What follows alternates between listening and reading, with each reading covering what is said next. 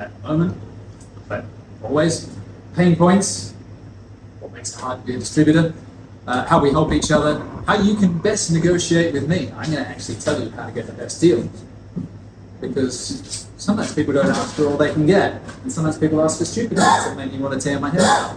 So let's talk about how you get the best deal. And then a special note about small distributors at the end, because I am one of those. But first, none of this is a complaint. Obviously, I'm going to talk about things that make my life hard. Sometimes my customers make my life hard, and my customers are bars. But this is not actually a complaint. This is about how it is, right? Just how it actually works so that we can understand each other better. I've managed a bar, so I know a little bit about that side. That was a long time ago. And you'll be thinking at times, yeah, but what about the difficulties we have? I understand that those exist. And I would like to come to a session where someone talks through those so that I can understand them better as well. It's just today, talking from a distributor's perspective. Where we are, that's an appropriately chosen image. I think it's fair to admit that the market's been a little bit tough, and not just right now, but for a little while. Remember pre-COVID, it was magnificent. You'd be 3 deep at the bar at EO, and then someone gets up and walks across the bar, and some brand ambassador buys a bottle, and everyone gets a shot. To me, that's the heyday of bars in Singapore. That was brilliant. Then COVID came along, fucked it all up, let's be honest. And then after COVID, we had this bounce back. Everything felt like it was returning to normal. But then probably early 2023, mid-2023, it slowly started to slide, and it has stayed slithered, if that's a word. Anyway, that's a COVID virus, by the way, if you're wondering about the image. There are a couple of images that need explaining because they've been a little bit obscure in places. At the moment, so this is a report that was done by a body for the government that's been published. 65% of all Singaporean diners indicate they have altered dining preferences to cut expenses. So almost everyone has reduced their expenditure. 2/3. I won't go into the details, but that's just, it doesn't matter which age group, which gender, which whatever, it's everyone. They are specifically skipping drinks as a way to save money. People still go out, right? There's still people on the streets. People haven't just locked themselves inside their houses. They go out less often. When they do go out, they spend less. And one thing that's easy to do is buy fewer drinks. So order fewer items and skip drinks are both big items on there. They are going out less often. People still go out, just not as regularly. So fine dining frequency most reduced year on year. This isn't looking at the bar scene exactly, but I think a good cocktail bar is more akin to fine dining than the opposite is more on your neighborhood beer bar. So we're in that space, right? It's the slightly more expensive space, so it's going to get hit harder. It's hurting distributors, for sure. Since this is this was October 2024, so this is just over a year worth of data. Boutique Brands Collective closed. Asia Euro's closed. Britain Company is closed. Drinks 99 has just closed. Not just that, Alchemy Asia from Vietnam, the biggest distributor in Vietnam, were looking to open operations in Singapore. They abandoned it. Same for PT Panja, one of the biggest in Indonesia. They were looking to open operations here, and they abandoned it. They say it's not a good time for this market. Now we've got others that have teamed up in various ways. Distributors works with First Pour pretty closely to help stay alive. Octopus and Dispatcher, depends who you ask what the relationship is, but definitely they're working more closely together. Anyone from Octopus or Dispatcher? No. One day we'll all find out. Not yet. It's also hurting everyone else. So that's distributors. This is insolvency applications in Singapore. And this is 2021.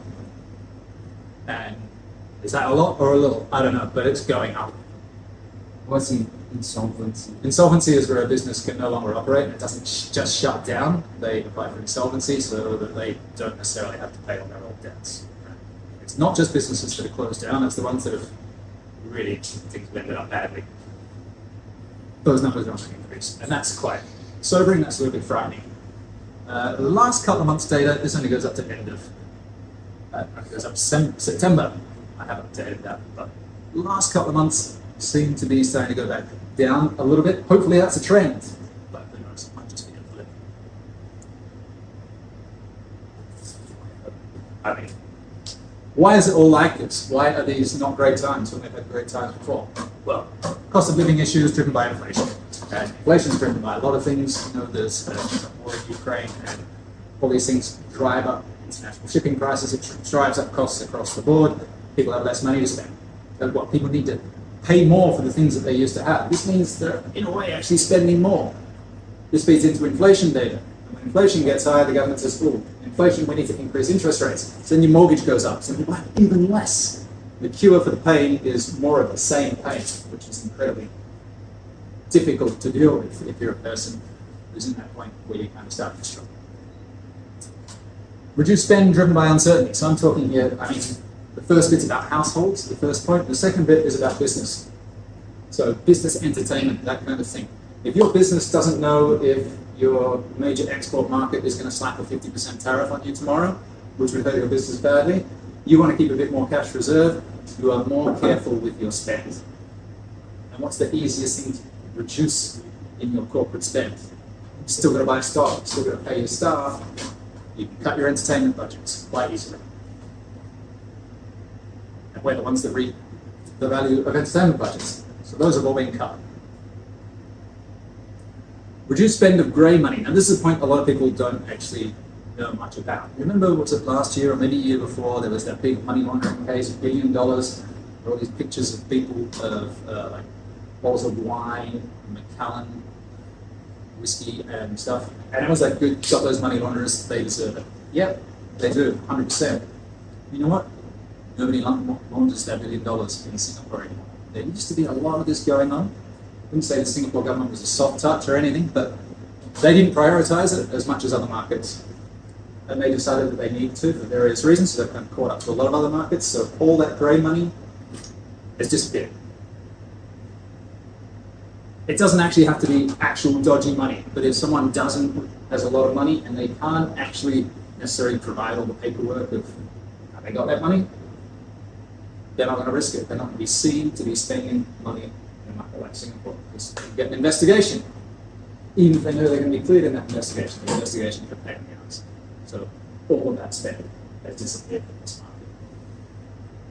Demographic changes, everyone talks about millennials are not drinking as much, or whichever generation it is.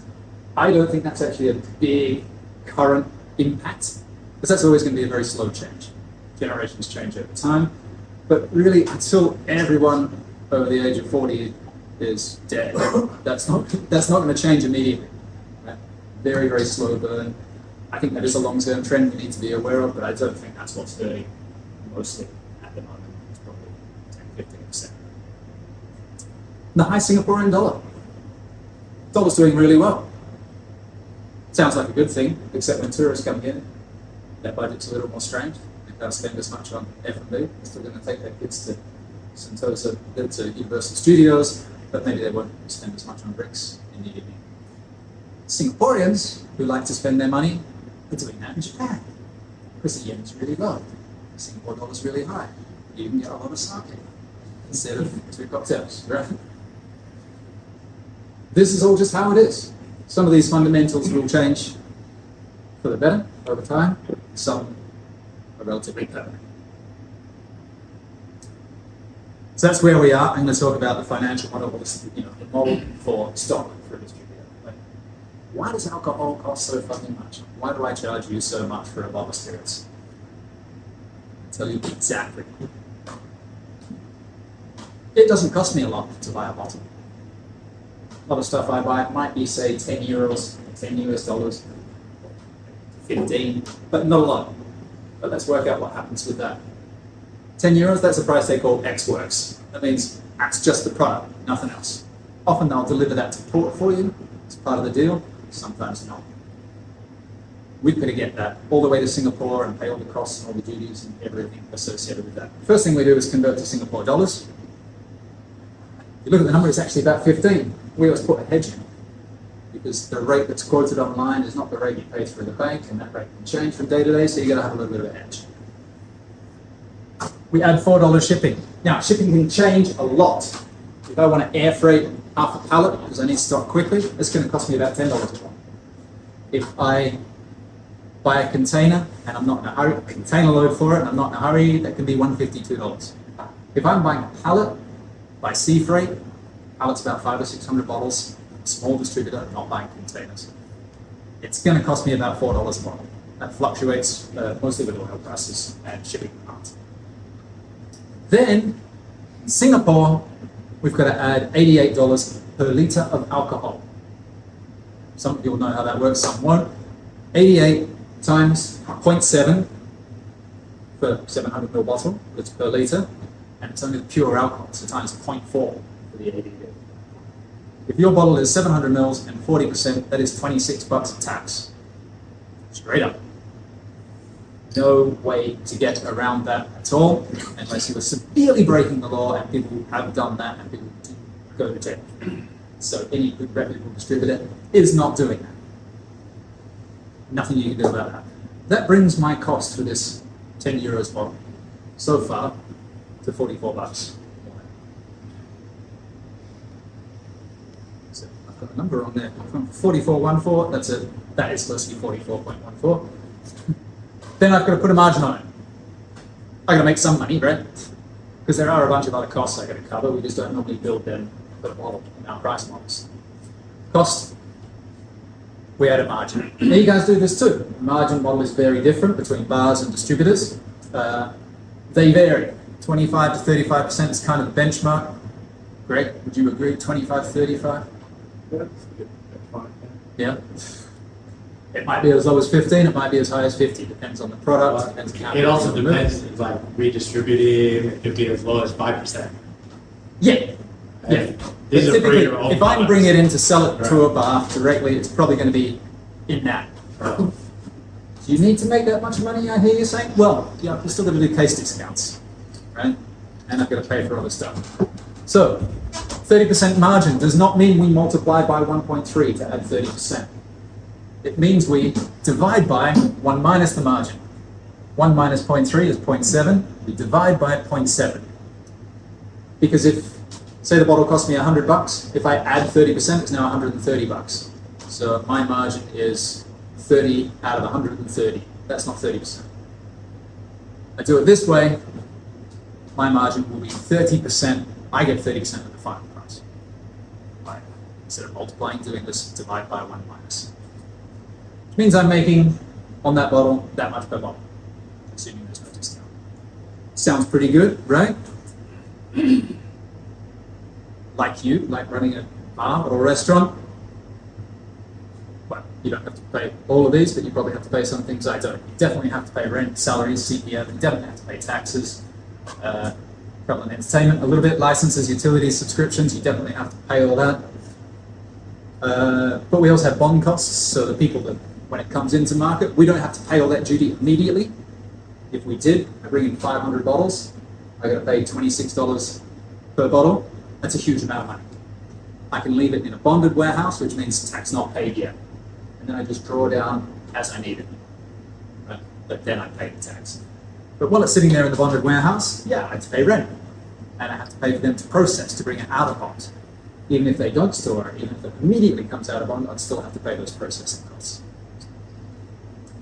And then delivery from bond to us, and then of course delivery from us to you. We cover all that out of the $18.91. Which honestly leaves usually less than nothing. Sometimes less than nothing. The timeline of those payments, that's just business, that's how it is. The timeline of those payments is where it starts to get kind of difficult for us. That pallet, that's 500, it's $15 sing, $15.50, but let's call it 15. $500 15 sing, 7,500. Now, unless you already have a good relationship with that supplier, you don't have credit terms. You pay, and then then you get ready to ship. You book your shipping. So day one, you pay for it. Book your shipping. From then to when it arrives in Singapore, usually about 6 weeks. Unless you do air freight, much more expensive. So I've added 42 days there. That's when it gets to Singapore. A couple of days to get it out of bond. As you bring it out of bond, you have to pay your duty. have to pay the GST as well. Obviously, we get that back when we sell it to you. It's GST registered, but it's an upfront cost. We do have to pay it first. I put 20 cases because that's kind of the minimum efficient number to withdraw from bond because they've got processing fees. If you only take out a case, your processing fees are just on one case, and that's really expensive. So if you get 20 cases, it's kind of a reasonable number to start at. But 20 to 50 is good.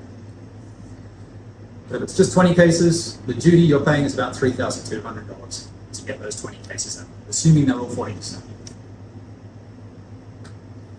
Day 55, okay, so I've added another week. The customer's ordered. We can deliver them a case, pay $20 delivery.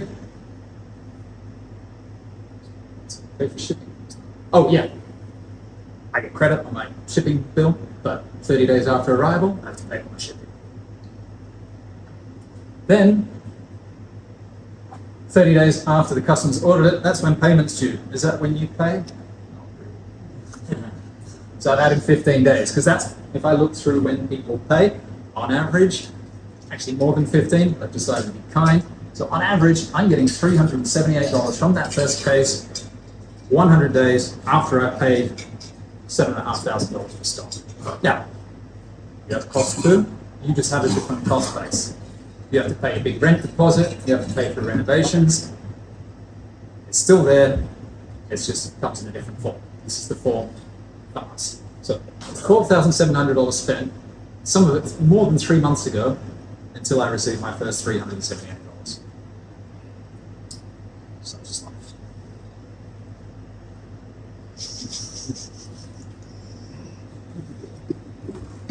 as I said, not a complaint, just how it is. And I want us to understand each other where our costs come from. So here's the difference. You guys, high rent costs, high staff costs, high margins, zero margin calculation as well, but so where it says 66, if you work on 3 times, so your cost of goods times by 3, that means you get a 66% margin. You times by 4, you've got a 75% margin. You times by 5, you have 80% margin. Now I know that varies venue to venue, but I don't really know many places that are below times 3. So 66% of everything you sell is, well, that's for you to pay on your other expenses. 33% is for the cost of goods sold. You generally have many customers. Most of them you don't have a close relationship with, some you do. You get quick receipt of stock and you get quick payments because people pay before they leave. Ours is different. Some pros, some cons. Lower rent costs. Yay. We don't need fancy places in high volume areas. We can have little dingy industrial places. Easy. Lower staff costs. We don't need people watching the floor all the time. But lower margins, fewer customers, slower receipt of stock, as we've just been through, and slow payments. Effectively, in a way, banks. It's so long between when we spend the money and when we get the money. That is the biggest challenge. Which does lead me to pain points with my obvious choice of images, acupuncture, points of pain. What's the biggest pain point? Obviously, cash flow. The whole model is built around early payments out and late payments in. There's that big gap in the middle. You're effectively making money back running out money for long periods of time. When times are great, that's good.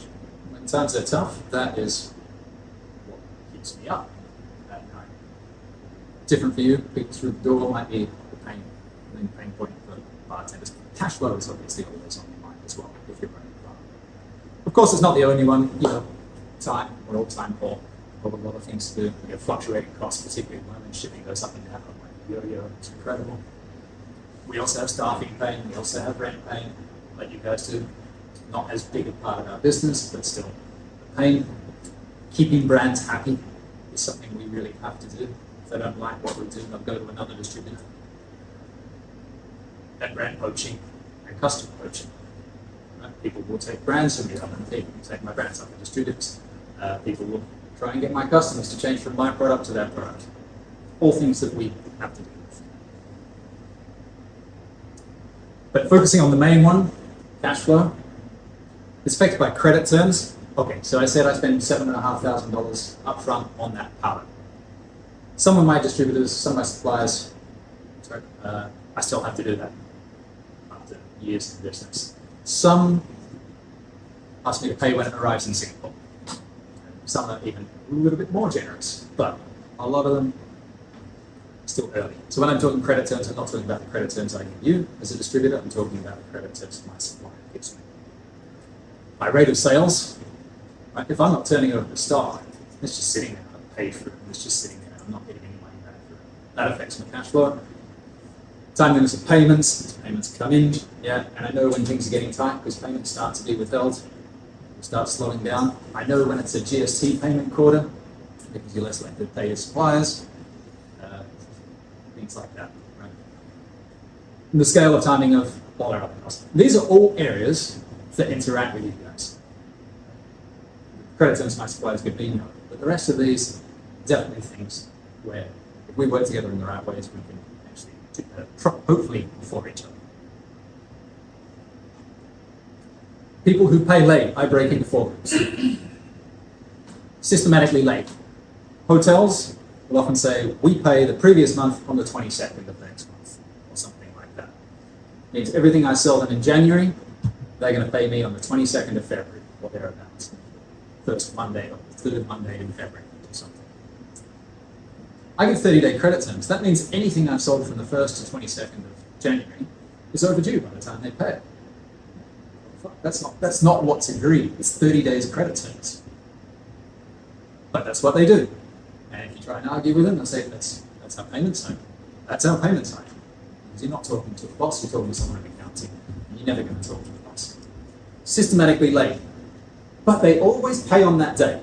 Unless there's a paperwork issue, it's call them, they always pay on that day. I can live with this. It's annoying, I can live with it. Disorganized people. Sadly, venues that are on the verge of failure. If I've had a customer that's always been quite timely in payment, then they start getting really delayed. I know there's an issue often. Sometimes they climb out of that, sometimes they don't. And then I don't know what this stands for, but there are people that actually move from one supplier to another, running up debts, and never actually have any intention to pay. And sometimes these people just disappear, owing lots of suppliers money, and they move, they disappear, they leave the market. You've surely experienced this, Greg? Yes, it does happen. I think any distributor could name you half a dozen people who have done exactly this. You get a little bit wiser, you get a little bit more wary about these people. When I know you, when you're a friend of mine, we have a close relationship, I'm not worried about having a conversation. These people, if the moment you raise a fuss, you just switch to someone else. But if you don't raise a fuss, they just keep running up the bill. You cut them off, they switch to someone else. There's really nothing you can do. They never have any intention. So they exist. Helping each other. What a lovely image. All that's how it is. Those are my pain points. That's my financial model, which is why I have those pain points. How do we use that to actually help each other? By the way, this doesn't have to be one way. I welcome questions, jokes, banter, heckling. It's all good. Preferably more questions than heckling. Sorry? What happened? Just let go. You asked. I've got some better images later.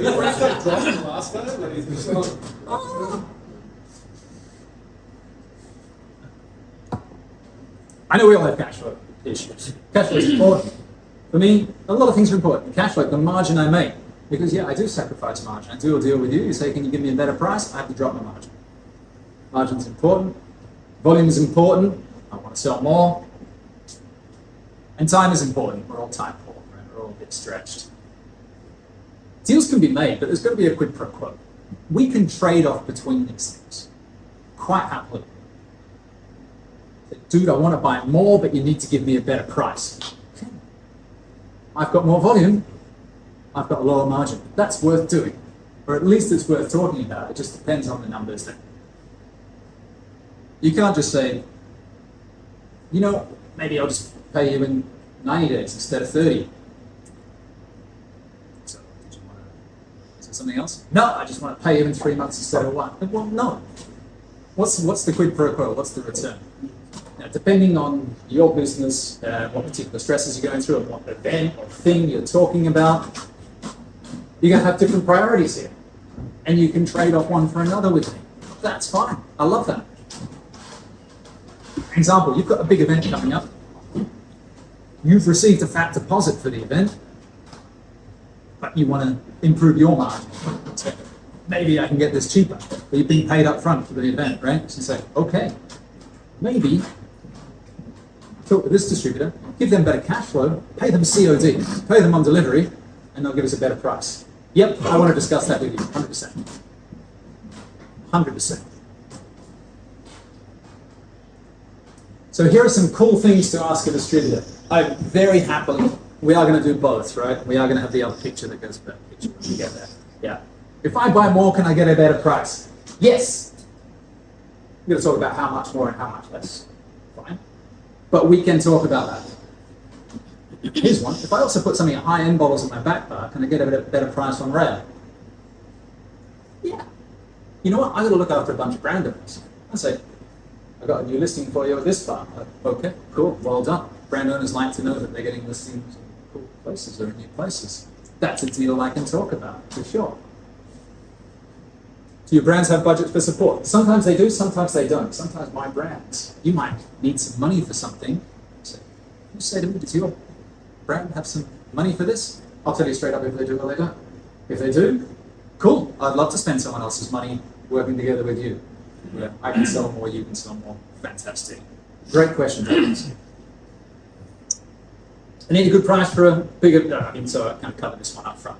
Good price for a big event. Can I pay COD? Yeah, you can.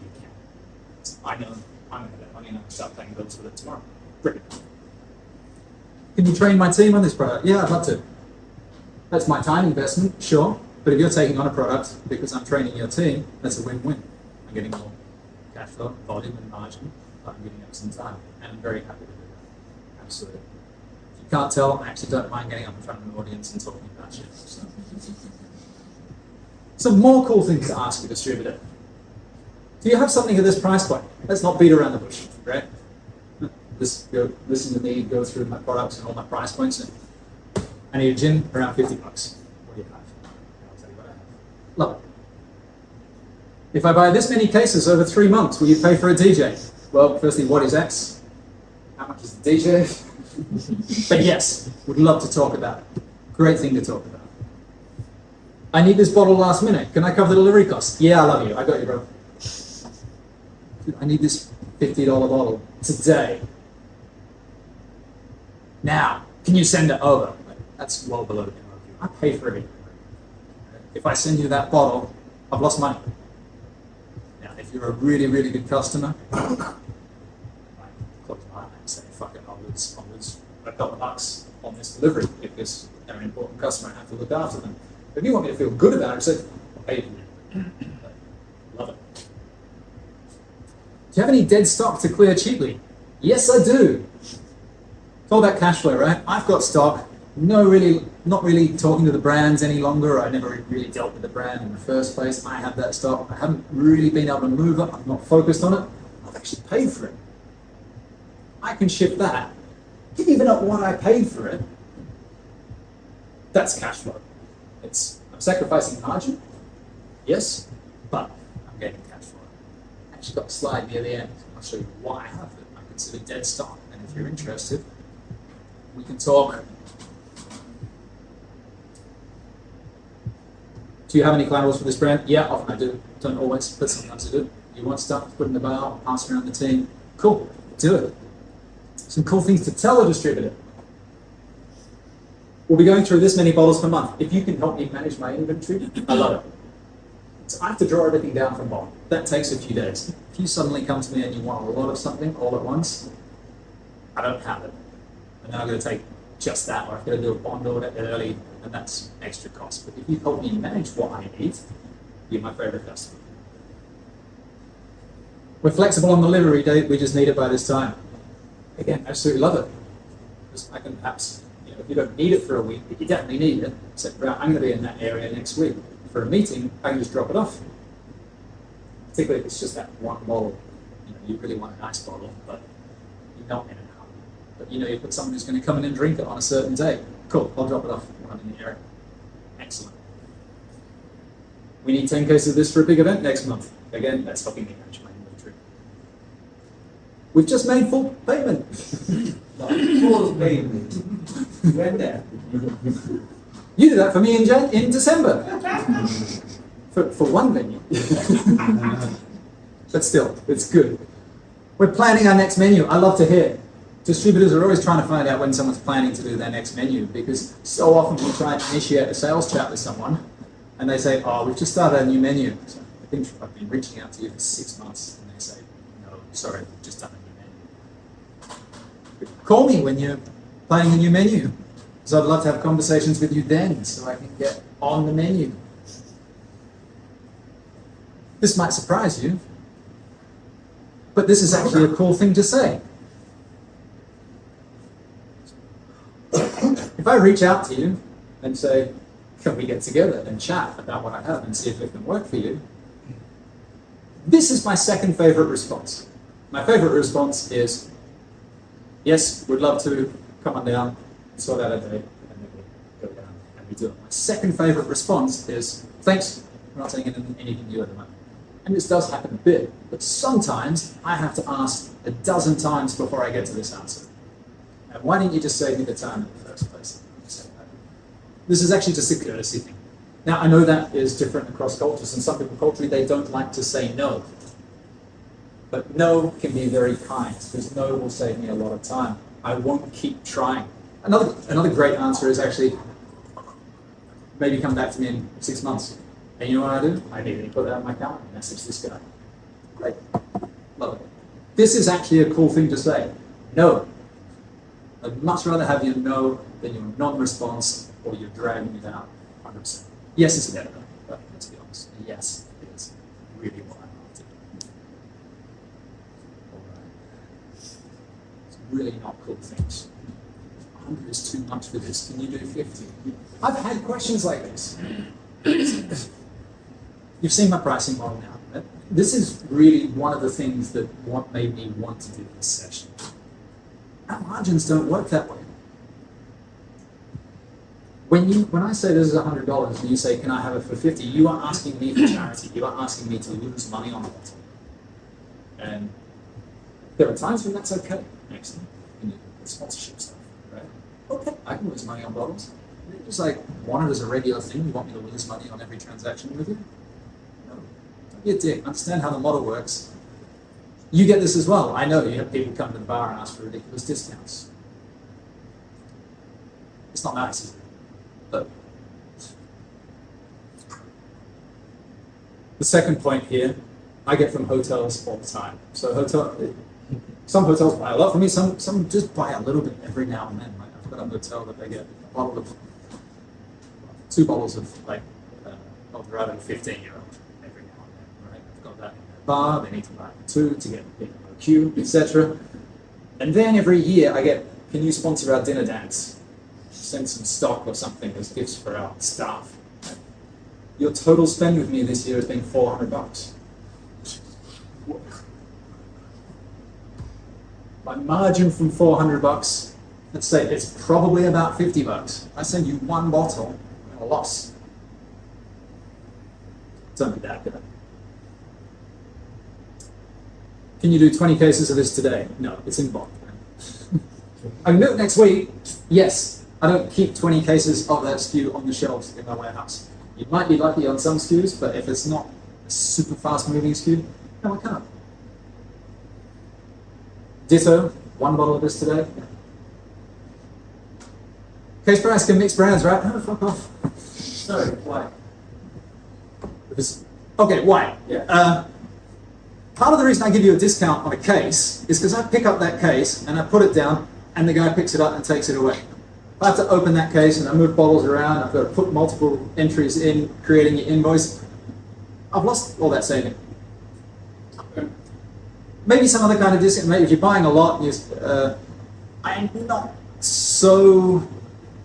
There is one brand that I often do mixed case on. I do allow mixed case on. That's my vermouth brand. I allow it there because they got nice big easy boxes and they're all the same size and they fit, right? Sometimes within a brand, yes, but between different brands, they don't all fit in the same box. So I'm not going to send you 2 boxes because you bought 6 bottles, and it's not the reason for a case discount. Right. But we can talk about other things. Yeah, if you're buying a bottle. Can we have credit on our first order? No, pay COD on your first order. Why? Because if you don't pay for your first order, I've made nothing of it. I know a distributor that won't give you credit until, say, you've spent $1,000 at 25% margin. So now they've made $250 out of you. That will be your credit limit. That will grow as you buy more. I think that's too harsh, but please at least let my first order be money and I can get it back. See it. I often waive that for friends, to be fair, and I don't think there's anyone in this room I would hold to that particular thing if they were only in a new place, because none of us do. But strangers, yeah, no, pay. Some really not cool things to say to a distributor. I'll make payment this week, but you don't. This is worse than not paying. Because when you say, I'm going to pay, and I expect that money to come in, I make payment decisions about that. And I'll say to a supplier, yes, I can pay you next week because I'm getting that money in next week. And you don't pay it, I would much rather you say, sorry, I'm not going to be able to pay you until next month. Because I will plan around that. But set my expectations. Much appreciated. I need to reschedule our meeting. 10 minutes before that meeting when I'm pulling up in a taxi outside. This happens a lot. This is really frustrating. Again, that's not a distributor thing, that's a common courtesy. It does happen far more than I think it should. Some things I'd rather not talk about, I'd rather talk about than be blindsided by them. Now, these are the difficult conversations, things that nobody wants to talk about, but it's much better for me if you tell me. Can I get longer credit terms, or can I get the payment back? Or catch up? I just had a good customer asked if they could increase their credit times to 60 days for a period because they're renovating one of their venues and they're worried about cash flow. I said, yes. Cool. It's not a problem, but that's set my expectations. I understand. I'm not going to say, why the hell are these guys not paying me? What's going on? Are they going broke? They have asked. I've said yes, and we can all move on without having to worry about it. You're dropping one of my listings. Oh, I hate to hear this. Sometimes it's about the product, but sometimes it's just about the direction you want to go in, and there's no hard feelings. I understand. But if you tell me, it's much better than if one of my brand owners comes to town and walks into the bar I said they were in and sees it's not there, and then says, you're bullshitting me about your listings, or copy me. If you're a good customer for that particular brand, and suddenly I'm building up stock because I'm still taking it out of one, people are not buying it anymore. It just helps. It's a lovely thing to know. I don't want you to drop. Related, you've just signed a lockout contract. Do any of you do this? You get big support from William Grant and Sons, for example. Small distributors obviously don't like that. We can't compete on those terms. But we understand sometimes it's compelling for you. If it's happening, let us know, because you're going to be dropping probably a couple of brands. And we know not to hassle you for a sales call anytime in the next however long the contract is. Or you're not going to make it. Which is always a very, very sad thing to hear, but I'd much rather hear it than you go broke owing me money because I keep selling to you. Please just let me know. I'm a small distributor. I can't handle too many more of those. Some things to think about. Obscure picture. Why that picture? We'll get to the end of the slide, and maybe you can tell me why that picture. Is it always best to just buy from the cheapest supplier? Probably not, because there's reasons they're cheap. Poor service, difficulty dealing with them. We don't know where they got the stock, so it could be parallel import, and then they won't have collaterals, they won't have any support from the brand owners, producers. So sometimes it might be the best way to go, but it's not always. And if you see that there's someone else who might have my product a few dollars cheaper, so you just go and buy it from them, you might not be better off in the long run. The other thing you can do in that situation is say, these guys are selling it at this price. Can you match it? If I can, I will. And I can do it sometimes, and sometimes I can't. I've also just lost the listing because they went and bought somewhere else, and I could have matched the price. Very frustrating. So, buying redistributed stock. So there are distributors, and then they will sometimes sub-distribute. Some distributors will buy from other distributors so that they can have full portfolio to, one-stop shop. Are you going to get any brand support when you buy that way?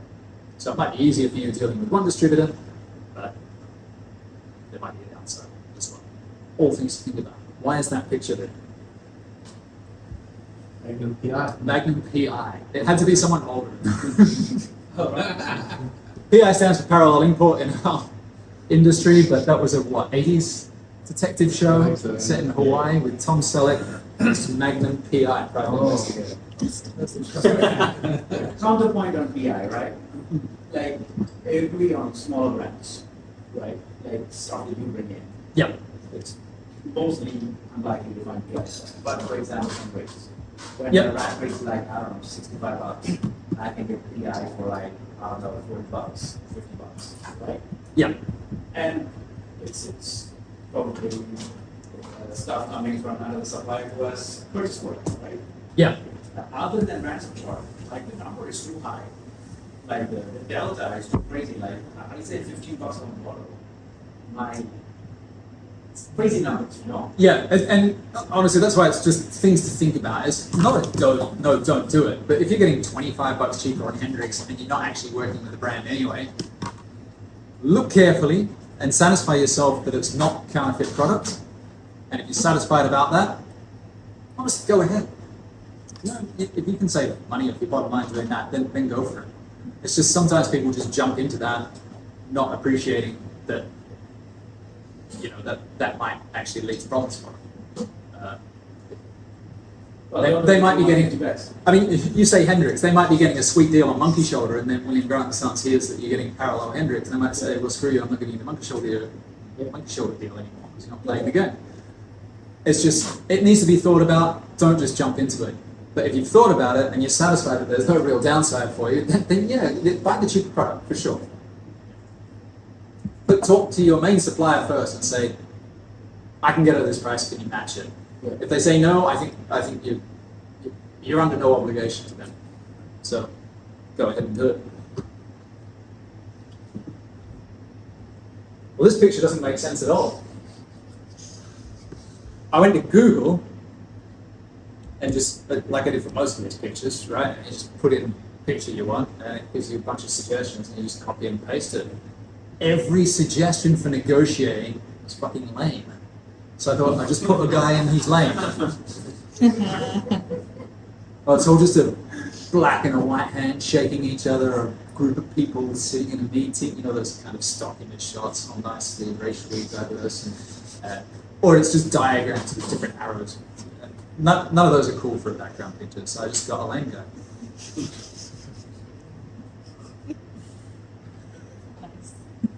This is where I talk about what I look for when you want to do a deal, what I look for, what I'm willing to offer, what I'm not. And trigger warning on the image here.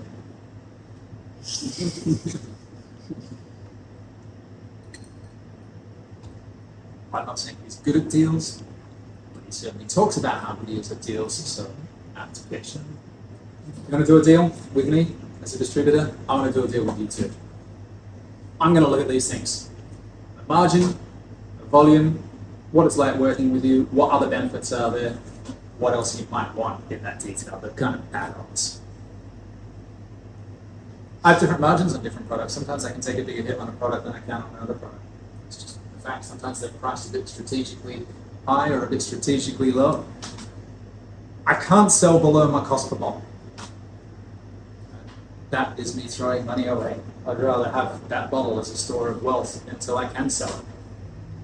So, but margin is key. The cost price, we went through that build, right? That cost is everything I had to pay to get it to that point. If I make nothing on that, well, nothing lost. If If I go below that, literally, I've lost money. I do have very frank discussions about, and I don't know exactly what they are, but I'll tell you, if I've got rid of play, in a very, very honest way. For volume, the more bottles you buy, the more of my margin per bottle I can sacrifice. Right? So I could make 30% on one bottle, or I can make 20% on 10 bottles. The second deal is a lot better. Right? I can sacrifice margin per volume. That's the trade-off. The more you buy at once, also the lower my delivery costs. If you buy 2 bottles today and then 2 bottles tomorrow, I gotta deliver twice. You buy a case a week, you deliver once a week. Buy 10 cases at the beginning of the month. I don't expect you to do that unless you're a big high volume place. That doesn't really happen. But if you try and do most of your purchasing monthly, I love it. You guys, Cafe Utu and Tamba are great. About once a month I get an order from Tamba, once every 2 months for Utu. And it's always a big order. Nice. It's lower delivery cost, just makes my life so much easier. Working with you, do you generally pay on time? You want to do a deal with me, but you never pay me on time? Okay. Do you generally support my business? Okay. Yes, George, you do generally support my business. Do you make things harder for me? MOQ issues, last minute requests? No, you don't do any of that, George. George, you definitely are great on 2 of these things. I know.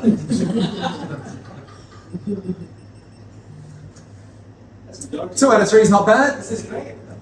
And I'm here, aren't I? I'm working with you.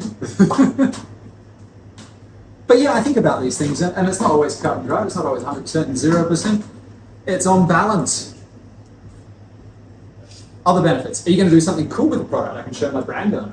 That's nice. I might be willing to take a bit of a hit if you're blowing this brand up. If you're doing some cool video content as well. Love to hear it. Are you going to take on other SKUs to make it work? I like that too. That's always a great thing we can talk about. I've had people literally done deals with people say, can I have it at this price? Not making much money. I tell you what, you take on 2 other SKUs for the back bar, we'll do it. And they have, and it's working. Sadly, they never bought any of those back bar SKUs again, but at least I got something I could report to brand owners. I got 2 more, I got a listing for each of their products. It was lovely. Of course, the payment terms, we talked about that many times. What else do you want? Do you want listing fees? Are you looking for event support? Things like that. Sometimes these get tacked on at the end. We want to buy this much and we want this price. Cool, great. Can you pay for a DJ next month? Can we talk about that before we shake on the deal, please? Because it's not fair. Now, I'm not greedy. I do not expect to get high margin, high volume, cross portfolio, no added expensive, free and easy delivery, great brand exposure with COD payments on a deal. Nor should you expect that my deal will be for you low margin, low volume, 1 SKU with financial support and delivery today and no extra expense, no brand exposure and long credit terms, right? We can't be greedy. Pick the ones that are really important to you at any given time. And as I said, that can change. Down payment for an event, priorities might change versus something that's going to be a rail spirit versus something that's going to be on your back bar. Do different things. Or what you're doing with media at that time, etc. Pick the ones that work. I can tell you for me at the moment, cash flow is kind of critical. It's been a tough period. That is going to be the trigger for me. If you say, can I get a good price, I'm going to pay you today. There's a good chance I'll say yes if I'm making some money.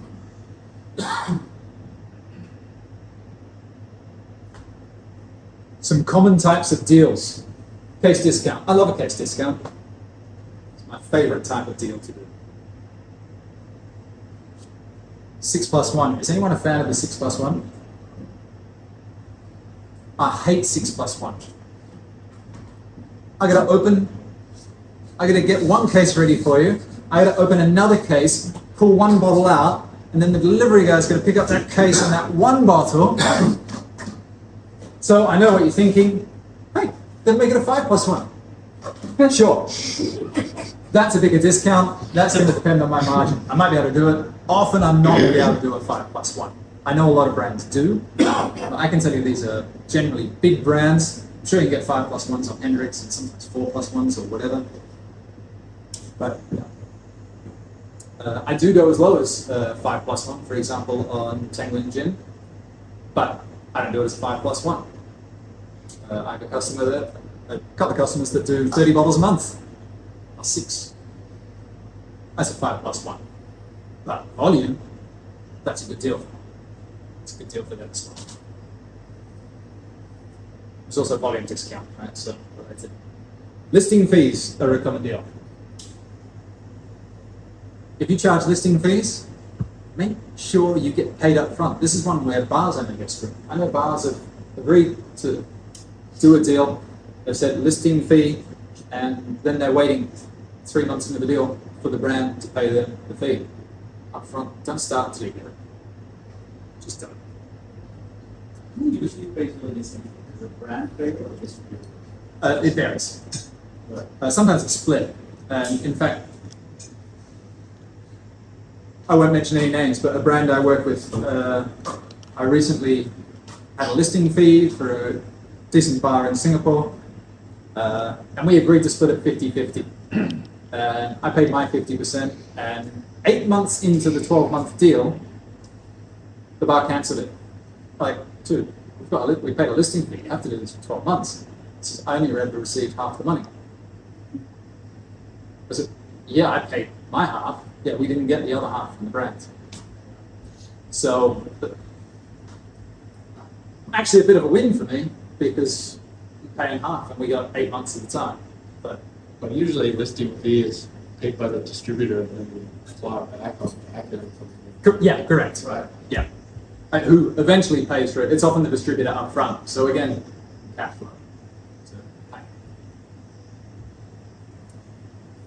sponsorship. If you're a good customer and you want event sponsorship, I'm happy to do it. If you're not a good customer and you ask for sponsorship, it's just begging. And it's not an attractive trade. Cashback deals. Some distributors do these, particularly for big, high volume products. I've never gotten into anything like that. I also know that people have been chasing brands for a long period of time to get that cashback. They also come with the risk that you might be factoring in the price with cashback, but then you don't hit the targets. Sometimes people end up buying more stock that they're not selling and stockpile it just to hit their target so they get the cashback. Cashback is same as rebate. Rebate, yeah.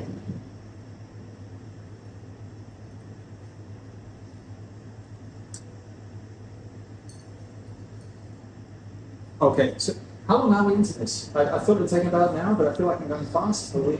Well, it's 5 to 3. Oh, okay. A little bit slower then. Okay. Special note about small distributors. I'll get through this in about 10 minutes. Done. There's small distributors, there's big distributors. There's the Drinks Fellows that counts as a medium-sized distributor. Is that fair? Yeah, no. Smaller we are, obviously we lack scale. We don't have the same economies of scale. We don't have more, we can't afford an accounts person, that kind of thing. We lack other resources to support time to time. And we don't have deep cash reserves. So when markets are bad, we tend to be struggling by the end. On the plus side, I feel that we add a lot of richness and diversity to the market. I think we're more creative and flexible. We can do different things. We bring new products. We bring new ideas. New events like this. Right? It's not from Platinum doing this. Right? And a more personalized service. Because we don't have all those people in the office, we're normally dealing with one person. I go and chat to you about a deal. I'm not the salesperson who needs to check it with the boss. I can say yes or no on the spot. So we have our strengths. A lot of us have been squeezed out. We went through a list earlier, right? A lot of people have not made it. If we are all squeezed out, there will be long-term changes in this market, in pricing and product availability. If there's a few big players left at the end, they can jack up their prices. They can, and they will, they do. It happens time and time again. They're not going to bring in things that are not going to make them a lot of money. They're going to focus on bigger things. I'm not saying nothing, but we've already seen brands kind of disappear from the market over the last couple of years. A lot get picked up when a distributor closes, but a lot don't. They just fall by the wayside. There's less available, and if we create like a duopoly or triopoly situation, right, at the end, prices are up. So please do, where you can, support your small distributors. I know we're not as cheap. We don't have beef eater at $32. We can't help you there. Right? That's all taken by big companies. They have those contracts. But we can do other things. So, yes, I do need your help. It's been a tough couple of years. And I need some more sales. You're all giving your time here. I really do appreciate that. But I'd like you to indulge me in just a couple of minutes. It's the last section. I want to talk about some of my products, if that's all right. If there's something there that works for you, I would love to talk to you further. Here's one of my most expensive products. And no, I can't do any discounts. Sorry. Procera Gin, though, is absolutely amazing. The story is fantastic. Maybe we can do some discounts if there's something special you want to do. I know there's some incredibly high prices, but when you taste it and when you hear the story, great. Actually, I can do something. I've got sample bottles, as well as... This is expensive because of the price they charge me for these. There's never any parallel on this because they have a flat price around the world, no matter how much distributors buy, which I love. Absolutely brilliant.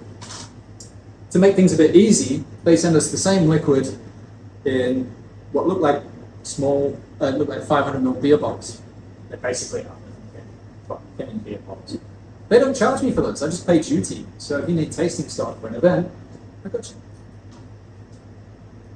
I know it's expensive. It's not going to be on your rail. I get it. Could be on your rail. Tiki Lovers Pineapple. I do deals on this all the time. I can talk deals. I can talk price. Pineapple 68. I immediately do 10% off cases, but if you want to bigger volume, I'll talk bigger discounts. Every single day. I will mix for a case in this as well. They come in cases of 12 anyway, so I've really got to open a case and take stuff out. So, but because everything else is a case of 6, I still 6 is the case price. The price differences are actually only really because these are high ABV. Dark's 57 and white's like 53 or something, and the pineapple's 46 or 45. Does anyone know the story about Equiano at the moment? So Equiano, fantastic brand, fantastic story, and then big squabble within the company. This is, what's his name? Ian Burrell. Highly respected, absolutely lovely guy. But he kind of got screwed over by some of his business partners, and he discovered the IP, the name of the company, was actually put under another company, so he's kind of been cheated out of part of the brand he created. So a boycott started, which Ian Burrell has supported online. And I messaged him, I said, dude, what the fuck? I understand you want to hurt those guys because they really did the dirty on you, but you supporting a boycott, I've got product in market already. That hurts me, not them. I become a victim of this. I will say, yes, they did him dirty. I'm not going to spend another cent with them. But I do have stock. And once it's gone, that's it. It's not quite dead stock yet. It still moves. Did Yoma leave? Yes. Okay. Yoma goes through this because it is an African spirit, so it works beautifully at Cafe Utu and Tomba. He stopped for a while, and I said, look, I explained this to him, and he's like, okay, and he started buying again. So, fantastic. Just help me get through it, and that'll be the end of it. But yeah, I'm willing to talk discounts on this one. This is where I'm quite open about doing mixed cases, my Baldoria vermouth. It's not the cheapest vermouth in town, but it's fantastic. And when you factor in a 15% case discount, it's really, really good. Sticker price is $45 on the dry Bianco and Rosso. That comes out to $38.25 with a 15% discount. It's come on, we'll go through it. They also have some cool other stuff. They do a dry Rosso, a bitter, a rosé. Dry Omami, absolutely beautiful. One of my best sellers. Even though the prices do go up down here for sure, but dry Omami sells extraordinarily well. A verdant and an orange wine base with both. Really good stuff. And they do give brand support as well. House of Cane, Rondo Yarrick. Does this help me sell it, or is this No, it's worse. That's worse. All right. Net negative. It's optional. You don't have to take it. But yeah, we can talk case pricing there as well. Dangerous Don. This is one on the right, the Espadin, is a mezcal. The other one has coffee beans added in a third distillation, which gives it a coffee flavor. That's absolutely lovely. Technically, that makes it not a mezcal, but it's got the same mezcal base as the Espadin, which is a mezcal. When I bought this from the supplier, we thought the cafe, absolutely lovely, that's going to sell more than the Espadin. So we ordered more of that. Then they messed up our order, and they put even more of the Con Cafe than the Espadin, and they've sold about equally. So I have a lot of Con Cafe, so I'm happy to do good discounts on Con Cafe. It's lovely, it's fun, it's got nice mezcal and coffee taste together. I know what you're thinking, bartenders. Black bottle, how do I do stock take? They put a window on the side of the bottle. It's genius. Back bar, malt grain and cane, a great independent bottler of whiskey and rum. Singaporean company, if you want to support Marcus Chung, lovely guy. I am the Loch Lomond Group brand ambassador in Singapore. I don't actually sell these are available through Platinum. But if you say you will take a listing, you will list say 12, 14, 18 at your bar, but you want us to do a tasting, they pay me to do the tasting. And that is nice. You get tasting for free, but you have to buy stock, but you get some stock. I get paid by someone else. So that's a lovely way you can help. You just have to list the product. And yes, people, I do have dead stock. I'd like to get rid of this.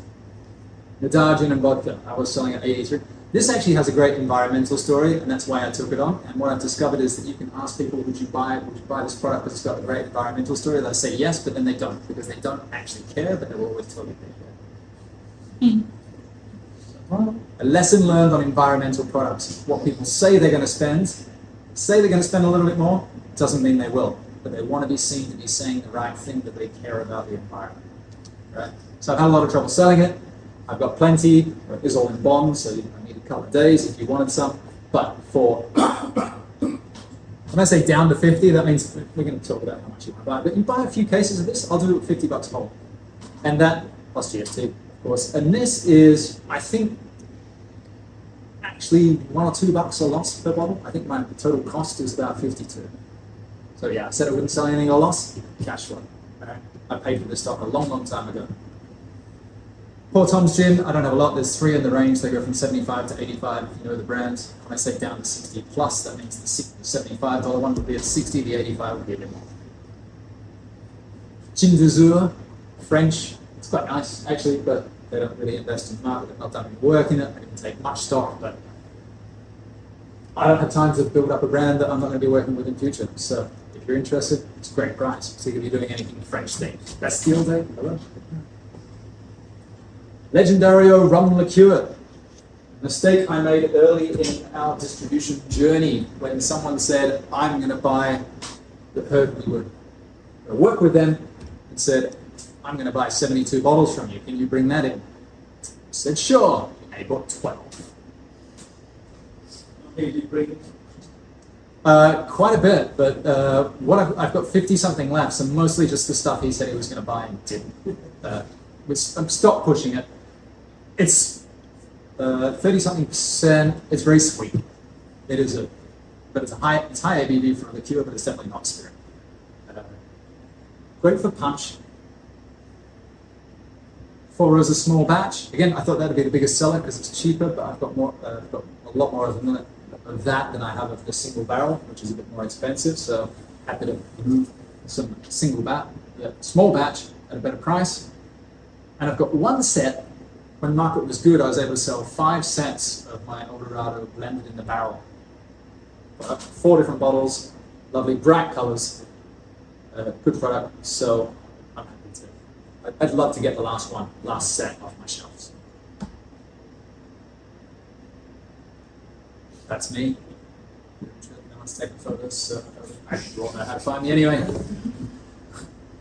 Quick words, it's not just me in this game. Please support my friends. Believe it or not, that is Tim Barnes. That's Tim Barnes at a festival. I met his I know mum those at the Tippling Club when she was visiting one time, and Tim was very, very keen at friends. He's, Mum, meet my friend. And he started to panic when I said, "Do you have old photos of Tim?" Oh, yes, I do. She pulled out her phone. Technology, old people. I just photographed that from her phone screen. So now I have that picture of Tim. All right. Oh, fuck. That is not Ricky Pyle. What? That is not Ricky Pyle. That's Indian Ricky. Rob Scott was in India and he met this bartender and he just stopped and said, "I have to get a picture of you because you look like my friend back in Singapore." And everyone that sees that goes, "Ricky, no, what? Indian Ricky." This is a long time ago, right? Yeah. A couple of years.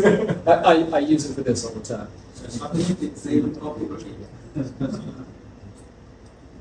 Yep. All right. No questions? It's either because you're disinterested or How much because does I'm it thorough. cost to withdraw from bond? Like, how does that work? So you pay the tax, and you pay your bond agent like per withdrawal, Yeah, you pay per withdrawal. like $100 or something like that. Yeah, it varies from bond to bond, but yeah, about that. It's not a lot, but it's a lot if you take out one case. Right. So, to keep that cost per bottle down, you've got to be growing 10, 20 cases kind of minimum. I think it might be good for people to know how much it costs to deliver. I think people can see it. Like, I should glassware. I know how much it's going to cost. My delivery, okay, so then I have to get that delivered to me, right? And that's 10, 20 cases at a time. That's going to cost me 50, 60 bucks. Delivering to you depends on the size and venue type, but I'm generally paying between 10 and 20 bucks a delivery. 10 is a small delivery to an easy place. Bigger volume, guy's got to use his trolley. Hotels, my delivery guy charges a brick because receiving departments are a pain in the ass. So yeah, so when I say my MOQ is 200 bucks, I'm probably paying 10 bucks of that to my delivery guy. So of my 200 bucks, if I'm hitting a 25% margin, 50 bucks of that is for me, and now 40 bucks of that is for me. Don't get me wrong, good customers, good friends, they put in an order for 180 bucks, I always sell it. Anyone else say, "That's a bit below MOQ, do you want to get one more bottle?" They usually say yes. I'm not a dick about it, I don't just reject orders. But understand that there's a cost involved in delivery, that's why we have MOQ. And mine's not the lowest, but it's at the lower end. What's Drinks Fellows MOQ? Yeah, I think Tim Barnes is 350. It varies, but I'm at the lower end. I think 300 is very reasonable, actually, and I'm probably going to raise mine. Delivery not. Yeah, it's not. It's not.